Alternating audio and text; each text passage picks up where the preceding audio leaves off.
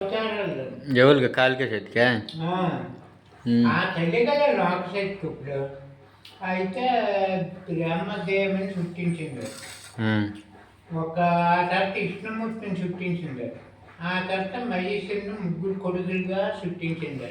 ఆ తల్లి ముగ్గురు కొడుకులు సృష్టించే ఫస్ట్ ఆ అమ్మ బాగా తల్లి లోకశక్తిగా కామరమ్మ తీర్చుగా ఉంటారు తల్లి బ్రహ్మదేవుని పిలిపించింది.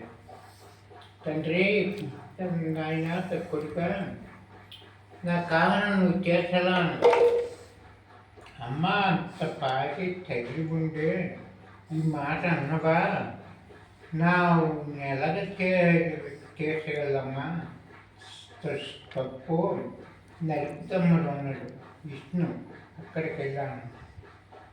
అయితే నువ్వు సాగు పుట్టుకుని నువ్వు రాసుకో అని బ్రహ్మదేవుడికి వారం శాపాకారం ఇచ్చింది.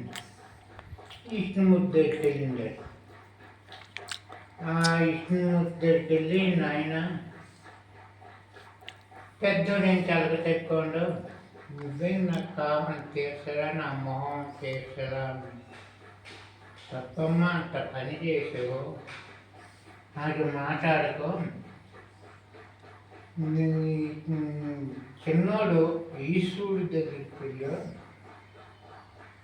ఏడు చెప్తాడు అని విష్ణుమూర్తి అని అంట. అయితే నడుపుడు కృష్ణునికి నాయన నువ్వు 11 అవతారాలు ఎత్తావు దశరథ రాముడు అయ్యి అవతారాలు ఎత్తుడు అని ఆ దేవుడికి రాముడి వరకు శాపాకాన్ని ఇచ్చింది. చిన్నోడు ఈశ్వరుడు ఉన్నాడు కదా ఆ ఈశ్వరుడి దగ్గరికి వెళ్ళింది. నాయన ఇద్దరు అన్నయ్య దగ్గరికి వెళ్తే ఇద్దరు వినేంటారు నువ్వు నా మామని తీర్చడా అన్నా ఈశ్వరుడిని. అయితే అమ్మ తీస్తాను కానీ నీది 3 నేత్రం తీసి నాకు ఒక్క నేత్రం నాకు ఇచ్చేలా అని అన్నాడు ఈశ్వరుడు. అప్పుడు ఆ కాలిక శక్తి నేత్రం తీసేసి ఈశ్వరుడికి ఇచ్చి ఈశ్వరుడు ఎప్పుడు తగ్గించుకుంటాడు నేత్రం. అయితే ఆ నేత్రం తినమ్మా నువ్వు అవతారాలు ఎత్తావు కదా నువ్వు రాబోయే అవతారాన్ని గౌరవం తల్లిగా జన్మించు అందులోని నేను అవతారం మార్చి అందులోని భర్తగా అవతారం ఎత్తాను నువ్వు అక్కడ గౌరవ తల్లిగా నువ్వు అవతారం ప్రవర్తించు. తమ్ముడికి విష్ణునికి లక్ష్మీ తల్లిగా అవతరించు. పెద్దోడు అన్నయ్య బ్రహ్మదేవుడికి సరస్వతిగా అవతరించు.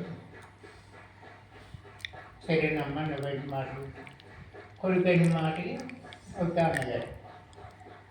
అప్పుడు 3 భాగాలు అయిపోయింది అట్టది ఎల్లగొబ్బులు పరిపాలన చిన్న శాపకాన్ని వాళ్ళు జీవించి నువ్వు జీవరాశులకి ఆరం చేసి మెప్పించని ఈశ్వరుడు పరమిచ్చింది. రాముల వారికి 11 అవతారాలు ఎత్తి ప్రజలు కాపాడుతాను. బ్రహ్మ సాగు పుట్టుకు నువ్వు రాసుకో అని బ్రహ్మదేవుడి శాపకాన్నిచ్చి మాయమైపు ఇప్పుడు దేశం మీద ఆ తల్లి ఈ తల్లిని ఒకటే తల్లి